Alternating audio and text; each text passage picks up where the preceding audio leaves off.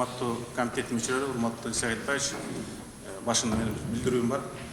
Бул эл аралык маселе болгондугуна байланыштуу официалдык тилде айтууга уруксат берип койсоңуздар. Уважаемые члены комитета, уважаемые приглашенные, мы считали и всегда будем считать Таджикистан нашим братским, дружественным народом, соседним государством. Но последнее высказывание начальника УВД Сагдийской области Таджикистана я считаю абсолютно провокационным, не соответствующим действительности и исторически неоправданным.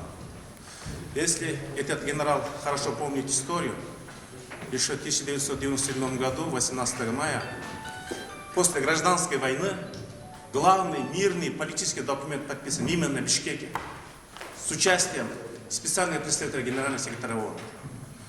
Чтобы документально подтвердить, я хотел бы зачитать обращение тогдашнего президента Таджикистана и лидера объединенной оппозиции на имя кыргызского народа.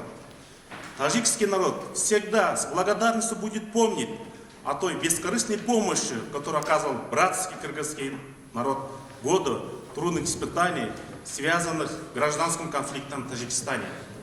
Тысячи наших соотечественников, вынужденно покинувших родину и нашедших приют в Кыргызстане, всегда будет помнить о гостеприимстве и открытости кыргызского народа. То есть высказывание данного генерала противоречит позиции действующего президента Таджикистана.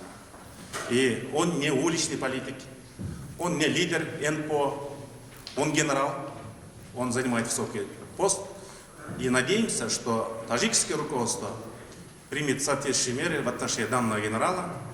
А так, уважаемые члены комитета, я хотел бы инициировать и поддержать мою инициативу о том, что в отношении данного генерала поручить Министерству иностранных дел Кыргызской Республики объявить персоной нон-гранта начальника управления МВД Сагдийской области Таджикистана генерал-майора Абдулла Наджувонова.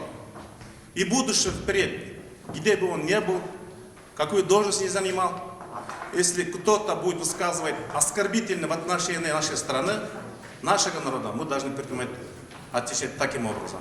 Это в нашей практике второй раз. Впервые был инцидент в отношении гражданина Финляндии, представителя Международной комиссии от имени ОБСЕ, господина Кюми Кирилина. И в завершение хочу зачитать стихотворение великого таджикского поэта Сади, великого мудреца, очень почитаемого поэта нашей республики.